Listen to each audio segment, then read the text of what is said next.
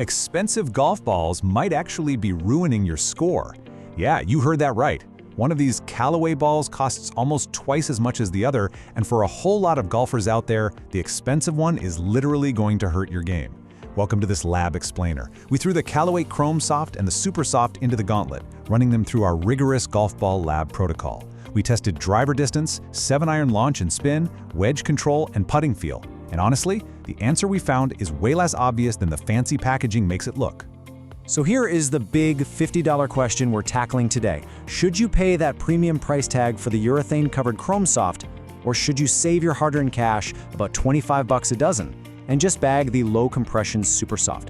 Because look, if your swing speed is under 85 miles per hour, this explainer might just save you some serious money right now.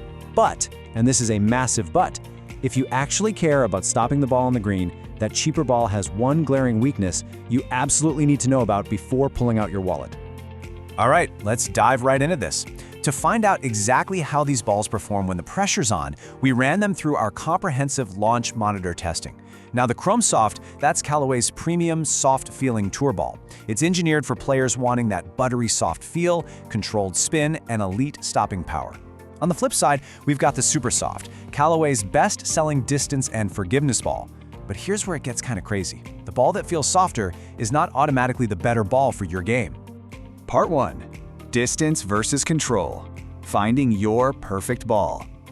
To really wrap our heads around this comparison, we've got to fundamentally separate the idea of mashing it off the tee from having finesse and control around the greens. Because these two golf balls, they are trying to do very, very different things. The Chrome Soft rocks a premium 3-piece build with a urethane cover.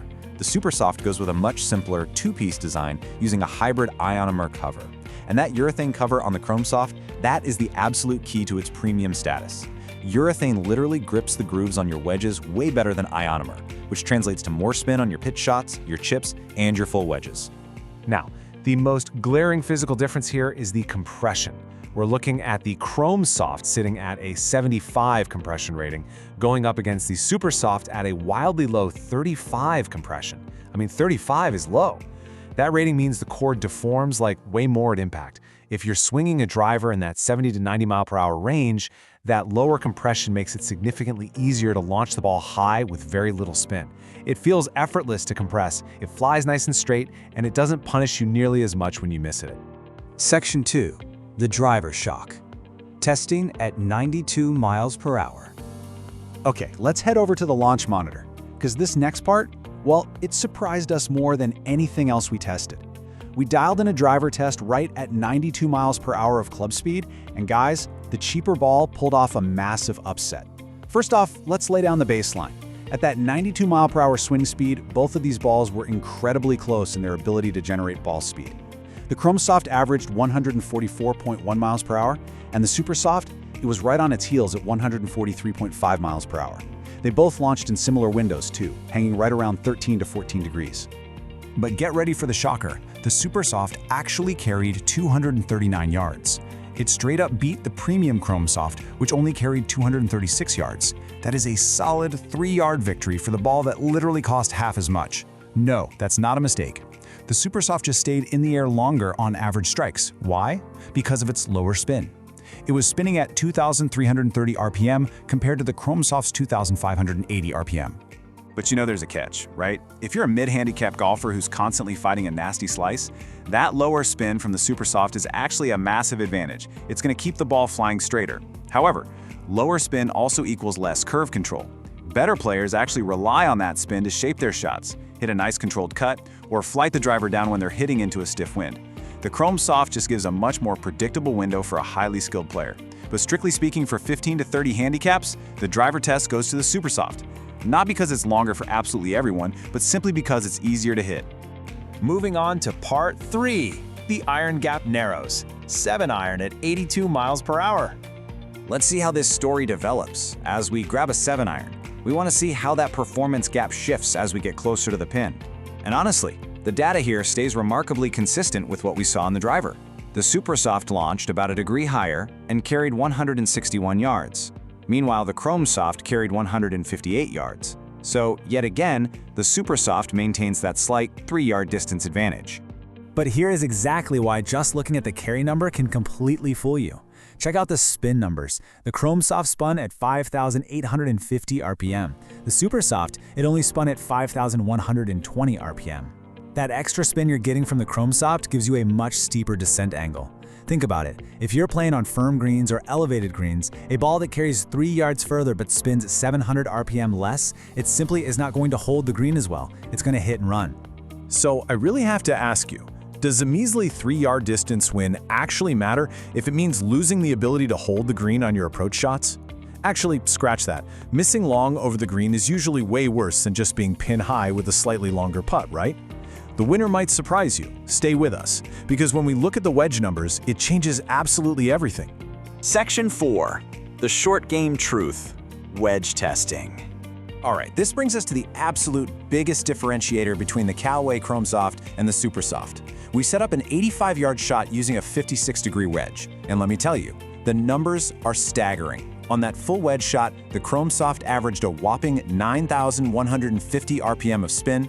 The Supersoft, it only averaged 6,700 RPM. That is a massive gap of 2,450 RPM. To put that into perspective, this right here is exactly why the Chrome Soft takes one hop and stops dead within a few feet of the pin, while the Supersoft is going to release 5 to 10 feet, or even more if you're hitting lower launching shots. It's a night and day difference. So the crucial takeaway here is this. Yes, the Supersoft feels soft because of its low compression core, but the Chrome Soft actually performs soft on the green because of its urethane cover. Those are two completely different things. Urethane equals scoring control, period. If you're the kind of player who likes to bump and run, hey, the cheaper Supersoft is totally fine. But if you want to fly the ball right to the pin, hit a nice one-hop stopper, or control your distance when you're hacking out of the rough, the Chrome Soft is clearly superior. This is exactly why premium golf balls cost more. They aren't magically flying 20 yards further off the tee. They're helping you control the final 30 yards to the hole. Section 5. Putter feel. Consistency on the green. Let's just briefly look at the putting green data, because we all know feel really matters. And while both of these balls feel soft, they provide entirely different auditory and physical feedback in our 30-foot roll test. We found that the Supersoft has a very muted, almost quiet feel off the putter face. If you use a firm insert, or you just prefer a softer sound, you're gonna love it. Now the Chrome Soft is also soft, but it gives much better strike feedback. It just feels a bit more solid, and we actually noticed a slightly tighter dispersion. But honestly, putting remains largely personal preference. Wedge spin, on the other hand, is definitely not personal. The numbers are the numbers. Part 6. The final verdict. Which ball is right for you? Okay, we've seen the launch monitor data, and we've broken down that short game spin. It is finally time to bring it all together for the final verdict on which ball belongs in your bag. Our verdict is clear. If your driver swing speed is under 85 miles per hour, or you're a beginner, a senior golfer, or frankly, you routinely lose 2 or more balls per round, buy the Callaway Supersoft. We can recommend it confidently. It's cheaper, it launches high, it reduces that nasty driver spin, and it gives you plenty of distance. For players hyper-focused on distance, it's simply the smarter ball to play. However, if you're a mid-handicapper starting to hit more greens than regulation, or you are a 10-handicapper lower, buy the Chrome Soft. Zero debate. If you're out there playing on firm greens and you prioritize wedge spin above everything else, this is absolutely the ball for you. Listen, the Chrome Soft is not a distance upgrade. It is the ultimate scoring upgrade. The Supersoft helps you get the ball down the fairway, sure, but the Chrome Soft helps you control what happens when you're actually trying to make par. Data, not opinion. That is exactly what we do here in our lab explainers. Every single recommendation we make is based purely on the hard launch monitor metrics and the physical testing we've reviewed with you today. So now I really want to hear from you. What ball are you currently playing? Drop your golf ball in the comments below, along with your handicap and your driver swing speed. We read every single one to see if your ball actually fits your game.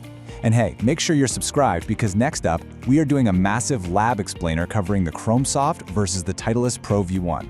The wedge numbers in that one, they're way closer than you might think, so you definitely won't